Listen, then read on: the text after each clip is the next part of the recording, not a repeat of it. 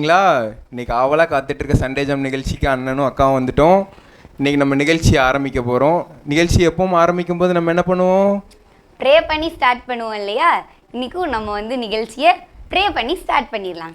Prayer பண்ணணும்னா நம்ம என்ன பண்ணணும்? எல்லோரும் எழும்புங்க, முழங்கால் போடுங்க. அப்புறம் என்ன பண்ணுங்கக்கா? கண்ணை மூடி கை கூப்பி நம்ம ப்ரே பண்ணணும். அண்ணன் ஒன்றுனா சொல்ல நீங்கள் திரும்ப சொல்லுங்கள், சரிங்களா? ஜெபம். அன்புள்ள ஏசப்பா, அன்புள்ள ஏசப்பா, இந்த அருமையான நாளை கொடுத்துருக்கீங்க. இந்த அருமையான நாளை கொடுத்துருக்கீங்க. உங்களுக்கு நன்றி. உங்களுக்கு நன்றி. இந்த நாளிலும் எங்களை சண்டே ஜாம் நிகழ்ச்சி இந்த சண்டே ஜாம் நிகழ்ச்சி பார்க்க வச்சிருக்கீங்க. நன்றி. நன்றி. இந்த நிகழ்ச்சியிலையும் பாட போற பாடல்கள், கேட்க போற கதைகள், வசனங்கள் எல்லாமே எங்க வாழ்க்கைக்கு பிரயோஜனமா இருக்கணும். அதை நாங்க அவங்க வாழ்க்கையில பிரதிபலிக்க கிருபை செய்யுங்க. உதவி செய்யுங்க. இயேசுவின் மூலம் ஜெபிக்கிறேன் நல்ல பிதாவே. ஆமென். ஆமென்.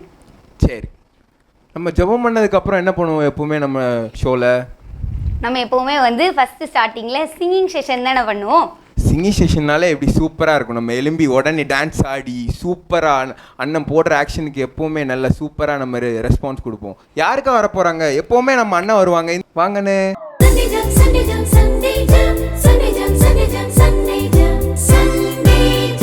ஹாய் குட்டீஸ். அண்ணே சொல்லுங்கண்ணே. நல்லா இருக்கீங்களா? நல்லா இருக்கேன். நீங்கள் பார்த்தே பல வருடங்கள் ஆன மாதிரி இருக்கு. ஆமாண்ணே. அண்ணே, பொதுவாக இப்போ நீங்கள் படித்து முடிச்சிட்டீங்க. ஆமாம். வேலைக்கு போகிறீங்க. ஆமாம். நீங்கள் என்ன எதிர்பார்ப்பீங்க? அண்ணே, வேலைக்கு போனோன்னா சம்பளம் எதிர்பார்ப்பேண்ணே. சம்பளம் எதிர்பார்ப்பீங்களா? ஆமாண்ணே. என்ன சம்பளம்னா உங்களுக்கு என்ன வேணும்? அதாவது காசாக வேணும். சம்பளம்னா காசாக வேணும், அப்படி தானே? ஆமாம். அண்ணே, இங்கே ஒரு விஷயம் நம்ம பண்ணோன்னா ஒரு சம்பளம் கிடைக்கும்ண்ணே. அது என்ன சம்பளம் தெரியுமா? என்ன சம்பளம்ண்ணே? மரணம். மரணமா? ஆமாம். இந்த இந்த ஒரு வேலை பார்த்தோன்னா நம்ம ஈஸியாக செத்து போயிடலாண்ணே. செத்து போயிடுவோம்? ஆமாண்ணே, இந்த வேலை பண்ணால் செத்து போயிடுவோம். அப்படி இது என்ன? இப்போ நீங்கள் எப்படி என்கிட்ட வேலை பார்த்தீங்கன்னா நான் உங்களுக்கு காசு கொடுப்பேனோ அதே மாதிரி இந்த வேலை பார்த்தீங்கன்னா அவ்வளோதான். அண்ணே, அப்படி என்ன வேலைன்னு பார்த்தா? என்ன வேலைன்னு கேட்குறீங்களா? அதை தான் இந்த பாட்டிலேருந்து கற்றுக்க போகிறோண்ணே.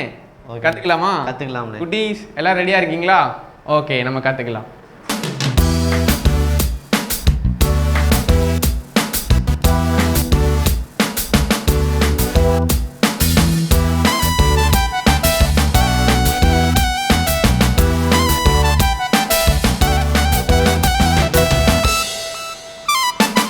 அழிக்கும் பாவம் அழிக்கும், அழிக்கும் பாவம் அழிக்கும், தேவனிடம் இருந்து உன்னை பிரிக்கும், தேவனிடம் இருந்து உன்னை பிரிக்கும். அழிக்கும் பாவம் அழிக்கும், அழிக்கும் பாவம் அழிக்கும், தேவனிடம் இருந்து உன்னை பிரிக்கும், தேவனிடம் இருந்து உன்னை பிரிக்கும். பாவத்தின் சம்பளம் மரணம், அது நிச்சயம். தேவனுக்கு கீழ்ப்படிந்தால் மகிழ்ச்சி, இது சத்தியம். பாவத்தின் சம்பளம் மரணம், அது நிச்சயம். தேவனுக்கு கீழ்ப்படிந்தால் மகிழ்ச்சி, இது சத்தியம். அழிக்கும் பாவம் அழிக்கும், அழிக்கும் பாவம் அழிக்கும், தேவனிடம் இருந்து உன்னை பிரிக்கும், தேவனிடம் இருந்து உன்னை பிரிக்கும். பாவத்துக்கு இடம் கொடுத்தால் இருதயம் தான் கெட்டிடும், தேவனுக்கு கீழ்ப்படிந்தால் வாழ்வில் மகிழ்ச்சி மறந்திடும். பாவத்துக்கு இடம் கொடுத்தால் இருதயம் தான் கெட்டிடும், தேவனுக்கு கீழ்ப்படிந்தால் வாழ்வில் மகிழ்ச்சி மறந்திடும். வெறுப்பேன் பாவத்தை வெறுப்பேன், வெறுப்பேன் பாவத்தை வெறுப்பேன், தேவனுக்கு கீழ்ப்படிந்து நடப்பேன், தேவனுக்கு கீழ்ப்படிந்து நடப்பேன். அண்ணே, சொல்லுங்களே. இப்போ என்னதுன்னு தெரிஞ்சுதா? தெரிஞ்சிட்டுண்ணே. என்னது? பாவம்ண்ணே. பாவம். குட்டீஸ் நல்லா கவனிச்சுக்கோங்க. என்ன வேலை பார்த்தாலும் நீங்கள் இப்போ படிக்கிறதே எதுக்கு? படித்து ஒரு நல்ல வேலைக்கு போய் சம்பளம் பார்க்கணும். ஆனால் இந்த ஒரு வேலையை மட்டும் நீங்கள் பார்த்தீங்கன்னா உங்களுக்கு இது போனஸ் மாதிரி. என்ன கொடுக்கும்? என்ன சம்பளம் கொடுப்பாங்க? மரணம்ண்ணே. அது இல்லாமல் ரொம்ப ரொம்ப முக்கியமான விஷயம் என்ன தெரியுமா குட்டீஸ்? பாவம் வந்து தேவனையும் நம்மையும் என்ன பண்ணோம், பிரிச்சிரும். புரியுதா?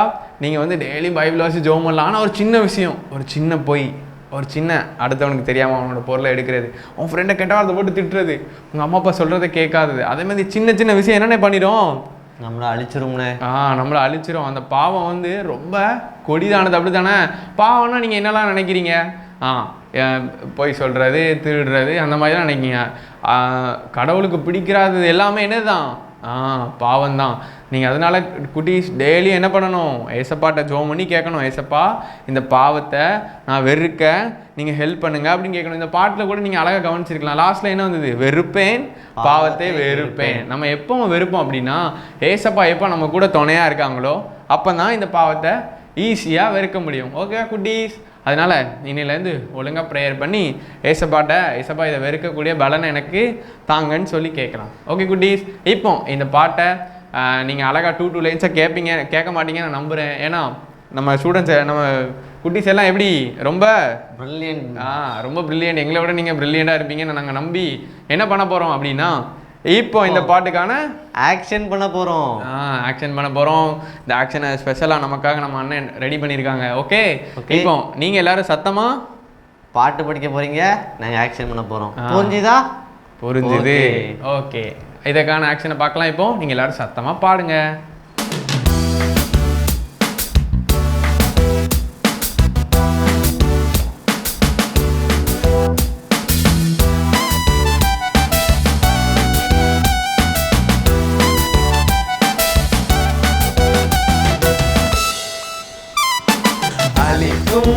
பாவம் அளிக்கும், அளிக்கும் பாவம் அளிக்கும், தேவனிடம் இருந்து உன்னை பிரிக்கும், தேவனிடம் இருந்து உன்னை பிரிக்கும்.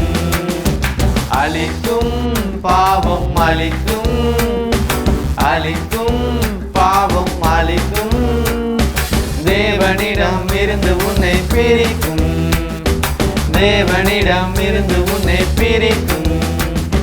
பாவத்தின் சம்பளம் மரணம், அது நிச்சயம், தேவனுக்கு கீழ்ப்படிந்தால் மகிழ்ச்சி, இது சத்தியம். பாவத்தின் சம்பளம் மரணம், அது நிச்சயம், தேவனுக்கு கீழ்ப்படிந்தால் மகிழ்ச்சி, இது சத்தியம். அளிக்கும் பாவம் அளிக்கும், அளிக்கும் பாவம் அளிக்கும், தேவனிடம் இருந்து உன்னை பிரிக்கும், தேவனிடம் இருந்து உன்னை பிரிக்கும். பாவத்துக்கு இடம் கொடுத்தால் இருதயம்தான் கெட்டிடும், தேவனுக்கு கீழ்ப்படிந்தால் வாழ்வில் மகிழ்ச்சி அடைந்திடும். பாவத்துக்கு இடம் கொடுத்தால் இருதயம்தான் கெட்டிடும், தேவனுக்கு கீழ்ப்படிந்தால் வாழ்வில் மகிழ்ச்சி அடைந்திடும். வெறுப்பேன் பாவத்தை வெறுப்பேன், வெறுப்பேன் பாவத்தை வெறுப்பேன், தேவனுக்கு கீழ்ப்படிந்து நடப்பேன், தேவனுக்கு கீழ்ப்படிந்து நடப்பேன். அண்ணே சொல்லுங்கண்ணே. பார்த்தீங்களா எல்லாரும் அருமையாக பண்ணாங்களா? அப்படி கேட்டது உங்களுக்கு ரொம்ப அழகா பாட்டு பாடி ரொம்ப அழகா ஆக்ஷன் பண்ணாங்கண்ணே. முக்கியமாக அந்த ப்ளூ கலர் வீட்டில் உள்ள அந்த சோஃபா மேலே உள்ள அந்த ரெட் கலர் போட்ட பையன், சட்டை போட்ட பையன் ரொம்ப அருமையாக பாடினா. கேட்டு அருமையாக பண்ணோம்ண்ணே. ஆமாண்ணே, எல்லாரும் ரொம்ப சூப்பராக பண்ணாங்க. எல்லாரும் வீட்டிலேருந்து இங்கே ஃபீட்பேக் வந்துக்கிட்டே இருக்கு. அதனால நம்ம இப்போ லேட் பண்ணாமல் என்ன பண்ண போகிறோம், எழுப்பி விட்டுலாம்ண்ணே. எல்லாத்தையும் ஃபாஸ்ட்டாக எழுப்பி விட்டு நம்மளும் அவங்க கூட சேர்ந்து ஆக்ஷன் பண்ணிடலாமா? பண்ணிடலாம்ண்ணே. பண்ணிடலாம். ஓகே குட்டீஸ், எல்லாரும் எங்கே இருக்கீங்களோ அப்படியே அழகாக எழுப்பிக்கோங்க.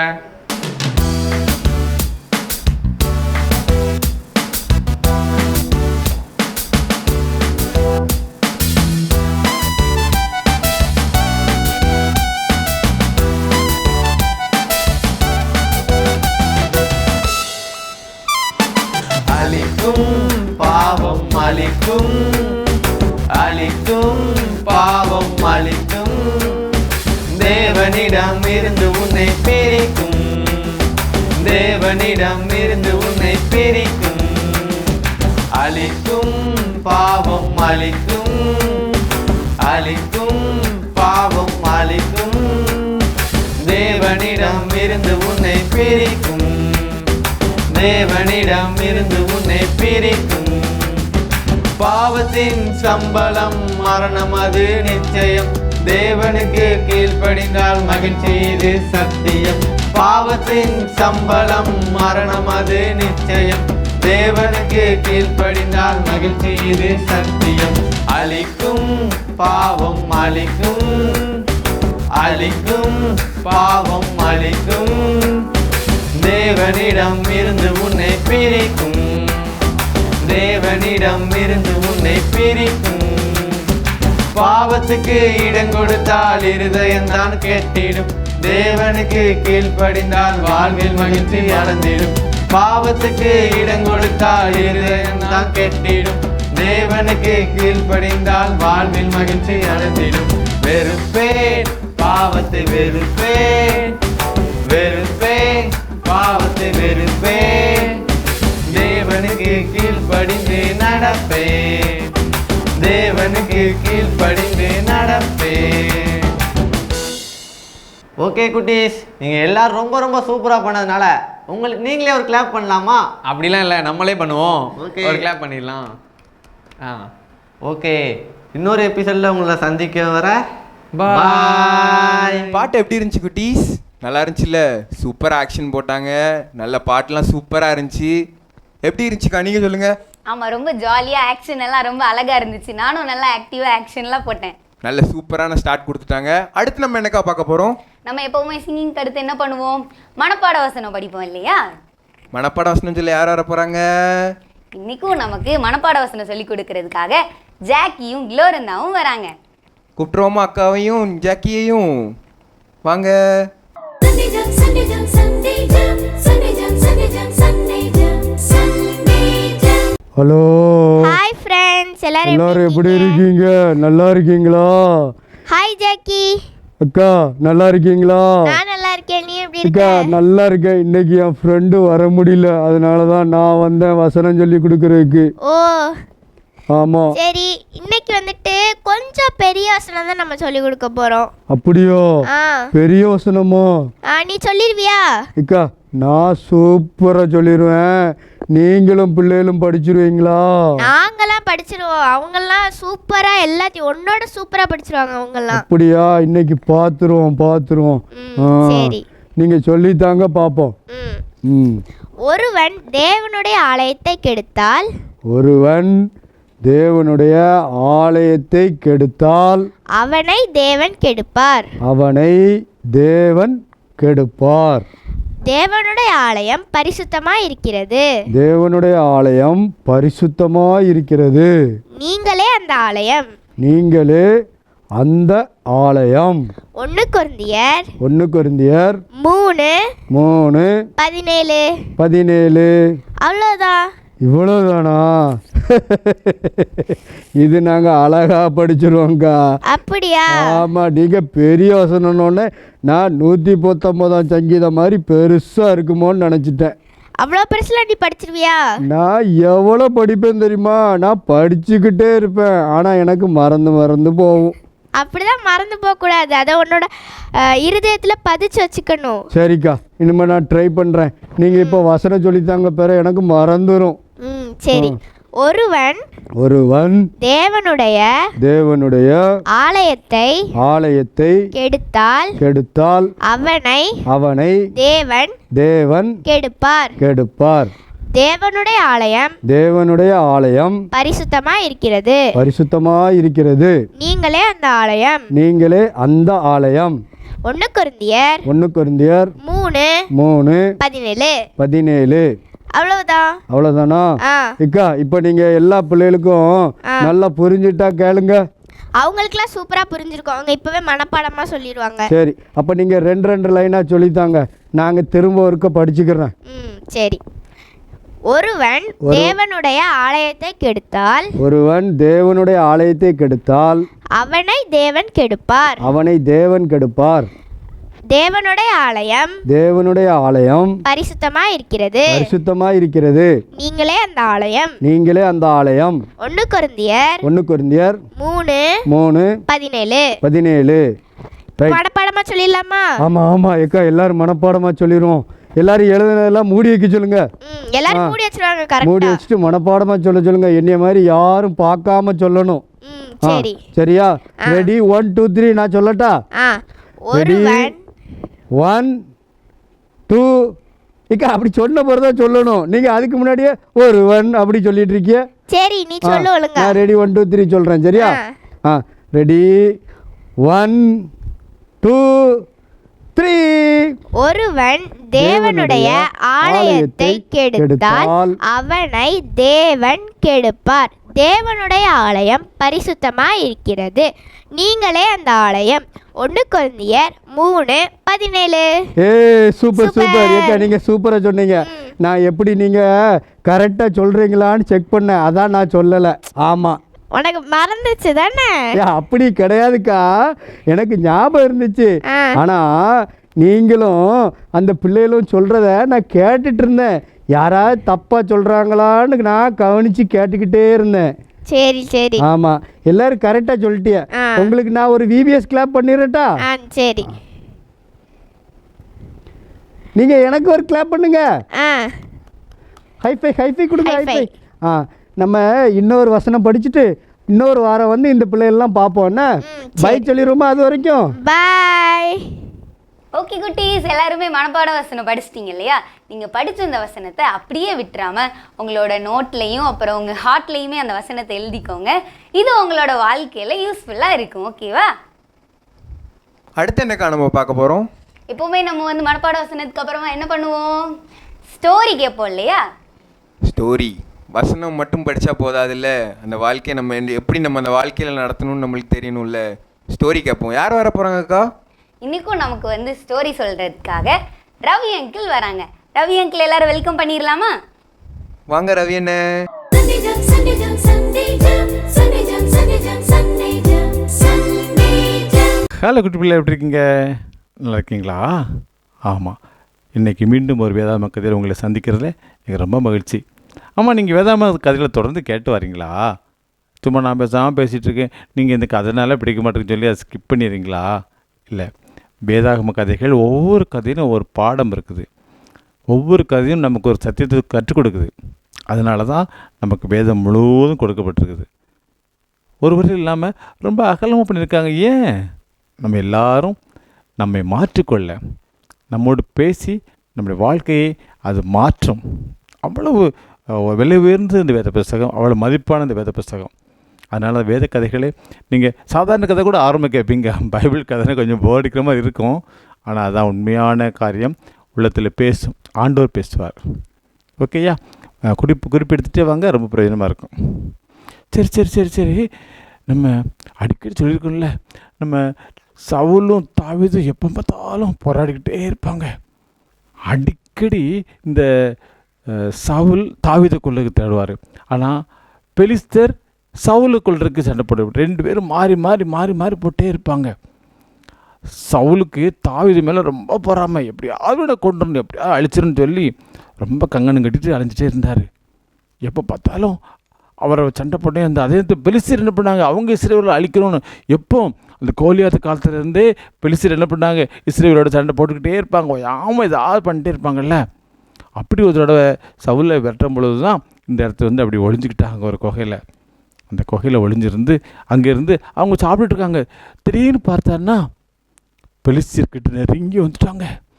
ரொம்ப பக்கத்தில் வந்துட்டாங்க. இன்னும் கொஞ்ச நேரத்தில் இஸ்ரவேலர் எல்லாரையும் பிடிச்சிருவாங்க. ஐயோ, நம்ம தோற்று போயிடுவோம்னு சொல்லிட்டு சவுலுக்கு பயங்கர பயம் ஆயிடுச்சு. அவன் ஆயுததாரினா அந்த ட்ரெஸ் நம்ம வாழலாம் வச்சுருப்போம்ல, அப்படிப்பட்ட ஒரு அது பாதுகாக்க ஆள். அவரை கூப்பிட்டா சவுல் ஓடியா ஒன்று அவர் ஓடி நின்று கேட்டார், நம்மளோட பெலிஸ்தர் நம்ம சுற்றி நெருங்கிட்டாங்க, இன்னும் கொஞ்ச நேரத்தில் நம்மளை மேற்கொண்டுருவாங்க, நம்ம செத்துற போகிறோம்.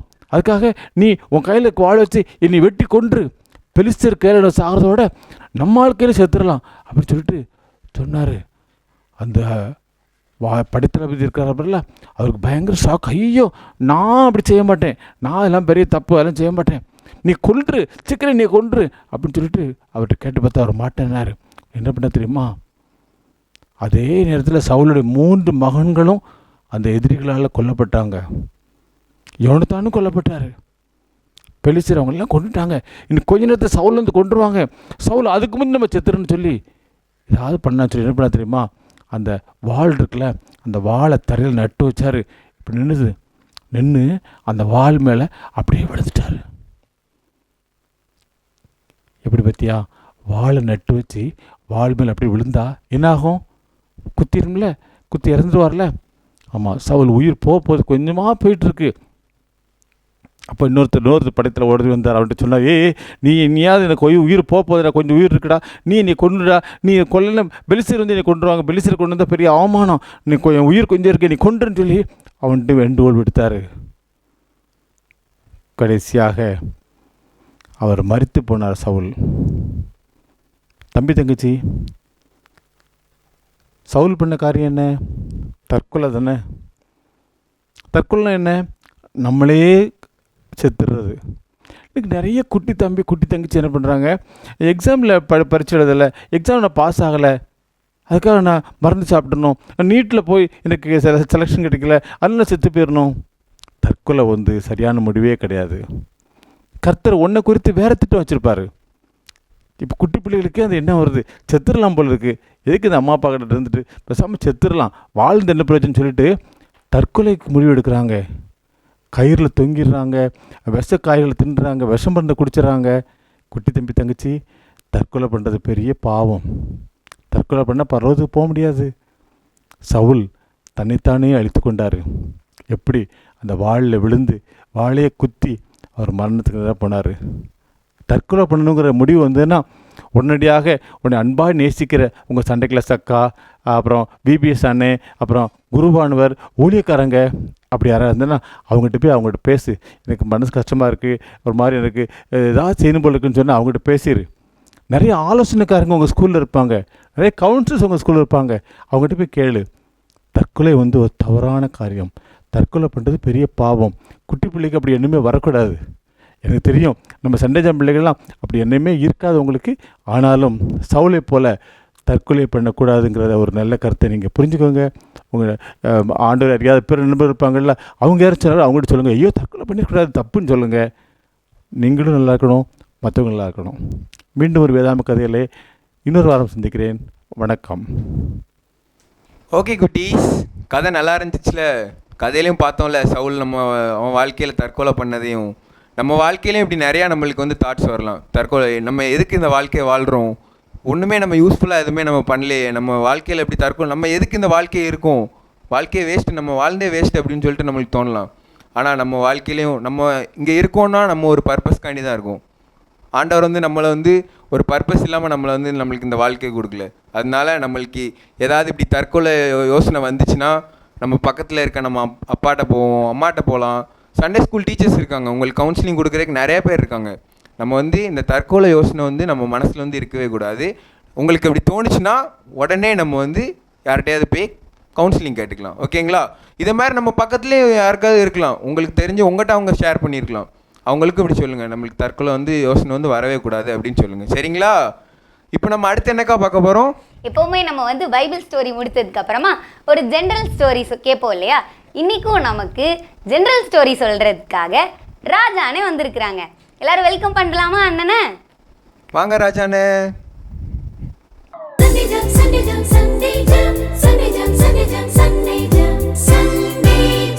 ஹலோ குட்டீஸ், உங்களெல்லாம் பார்க்கும்போது அண்ணனுக்கு ரொம்ப சந்தோஷம். என்ன எல்லோரும் எப்படி இருக்கீங்க? நல்லா இருக்கீங்களா? இந்த சண்டே ஜாம் நிகழ்ச்சியில் இப்போது உங்களுக்கு அழகான ஒரு ஸ்டோரியோட அண்ணன் உங்களை சந்திக்க வந்திருக்கிறேன். வாங்க குட்டீஸ், கதைக்குள்ளே போகலாம். ஜான் அப்படின்னு சொல்லி ஒரு அண்ணன் இருந்தாங்க. அந்த அண்ணன் என்ன பண்ணாங்க அப்படின்னா, வீட்டில் எப்போ பாரு அப்பா அம்மா கிட்ட அம்மா எனக்கு அது வேணும், எனக்கு இது வேணும்னு சொல்லி அடம் பிடிச்சிக்கிட்டே இருப்பாங்க. என்ன குட்டீஸ், நீங்களும் நிறைய பேர் வீட்டில் அடம் பிடிப்பீங்களா? எனக்கு ட்ரெஸ் எடுத்து கொடுங்க, எனக்கு சாக்லேட் வாங்கி கொடுங்க, எனக்கு இந்த சாப்பாடு வாங்கி கொடுங்கன்னு சொல்லி அடம் பிடிச்சி கேட்பீங்களா? அடம் பிடிக்கக்கூடாது, சரியா குட்டீஸ்? ஓகே, நம்ம ஜானன் என்ன பண்ணாங்க அப்படின்னா, அவங்க அப்பா அம்மா கிட்ட அடிக்கடி அடம் பிடிச்சிக்கிட்டே இருந்தாங்க. ஒரு நாள் ஸ்கூல் படிச்சுட்டு இருக்கும்போது நம்ம ஜானனுக்கு என்ன ஆசை வந்துச்சுன்னா, என் ஃப்ரெண்ட்ஸ்லாம் எல்லோரும் மொபைல் ஃபோன் யூஸ் பண்ணுறாங்க, ஆனால் எனக்கு மட்டும் தனியாக ஒரு மொபைல் ஃபோன் இல்லையே, அம்மா அப்பா கிட்ட போய் கேட்கலாம் அப்படின்னு சொல்லிட்டு அம்மா கிட்ட போய் ஸ்கூல் முடிச்சோன்னே ஓடி போய், அம்மா அம்மா எனக்கு எனக்கு ஒரே ஒரு மொபைல் ஃபோன் வாங்கி கொடுங்களேன் அப்படின்னு சொன்னாங்க. உடனே அம்மா சொன்னாங்க, எதுக்கு உனக்கு அப்படின்னாங்க. ஏம்மா ப்ளீஸ்மா, என் ஃப்ரெண்ட்ஸ்லாம் மொபைல் ஃபோன் வச்சுருக்காங்கம்மா, அவங்க அம்மா அப்பாலாம் வாங்கி கொடுத்துருக்காங்க, எனக்கும் வாங்கி தாங்களேன் அப்படின்னு சொன்னாங்க. டே ஜான், நான் சொல்கிறத கேளு, இப்போ உனக்கு மொபைல் ஃபோன் தேவை கிடையாது, சரியா? ஒழுங்கா படி அப்படின்னு சொல்லி அம்மா சொல்லி அனுப்பிட்டாங்க. உடனே நம்ம ஜானனுக்கு ரொம்ப கஷ்டமாக போச்சு. இப்படி தான் நான் எதை கேட்டாலும் நீங்கள் வாங்கியே தர மாட்டேங்கிங்க, உங்களுக்குலாம் என் மேலே பாசமே இல்லை, போங்க அப்படின்னு சொல்லிட்டு ஜானனை ரொம்ப சோகமாக வீட்டை விட்டு வெளியே போயிட்டாங்க.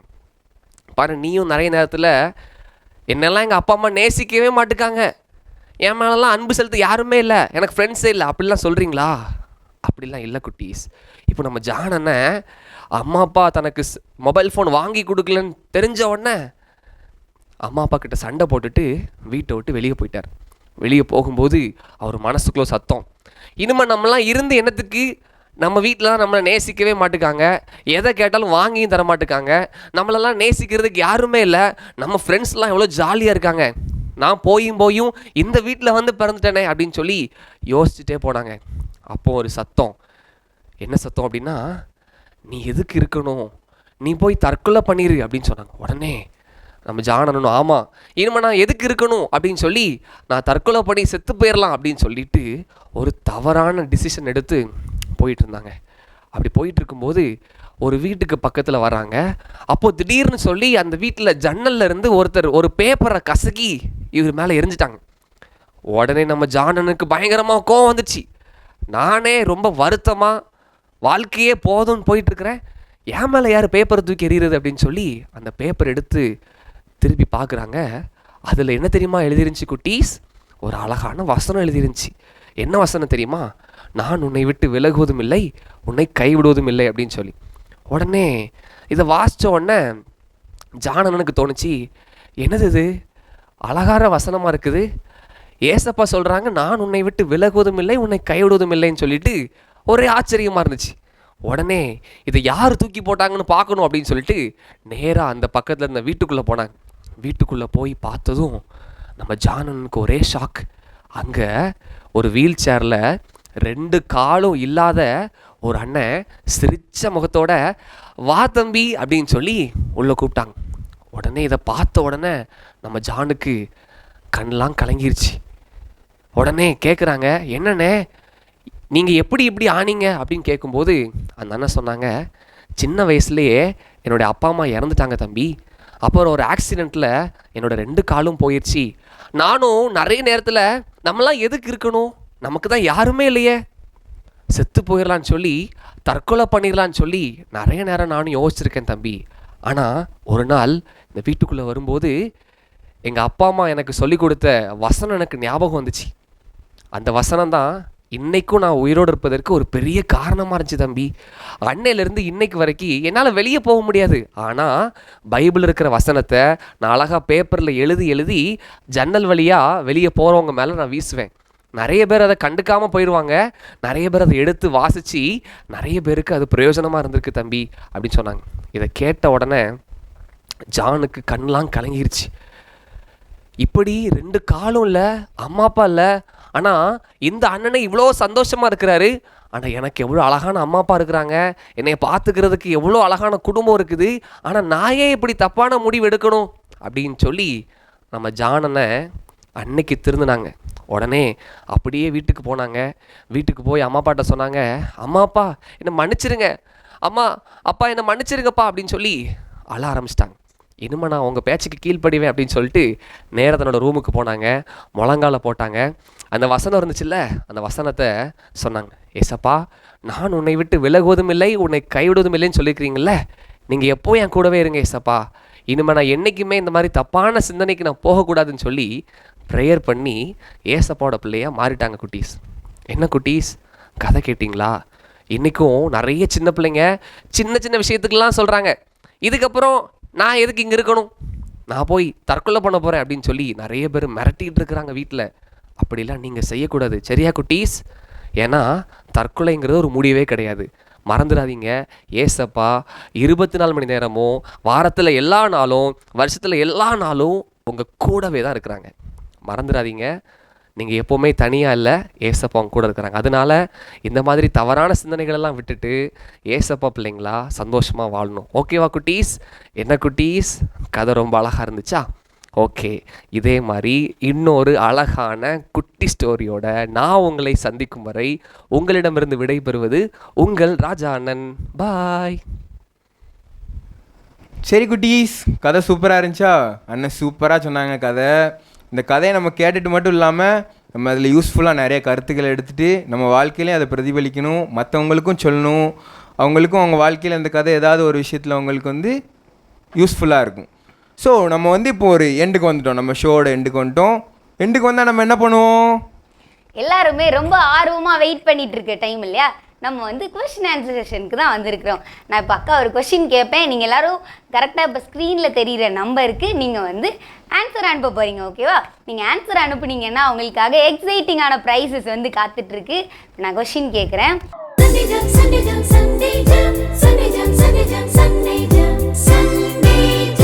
நம்ம கொஷின் என்னென்னா, சவுலின் எத்தனை குமாரர்கள் ஒரே நேரத்தில் கொல்லப்பட்டார்கள்?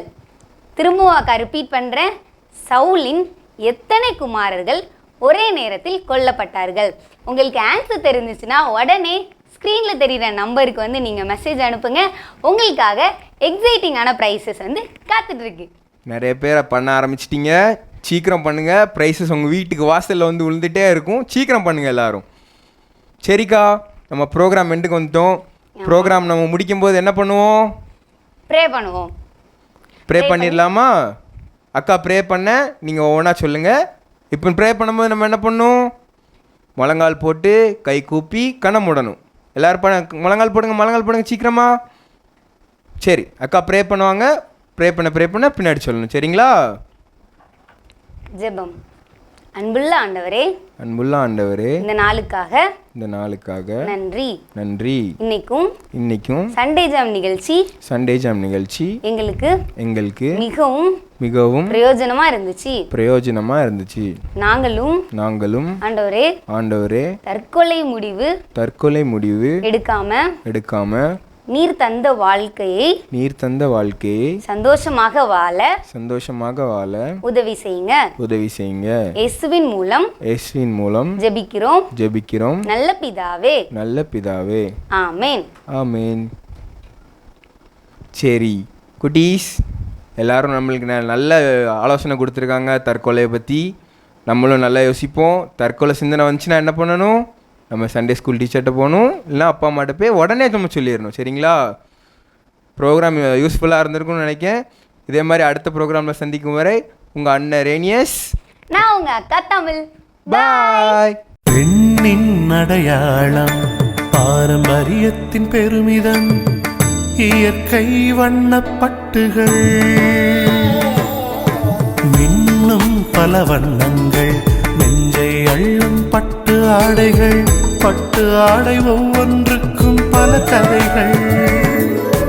ஆடை மழையிலே மனமாடி மகிழுதே, செல்வராணி பட்டின் தனித்துவமே, மங்களம் தங்குமே, மனமகிழ்ச்சி பொங்குமே, என்றும் இல்லத்தின் சந்தோஷமே.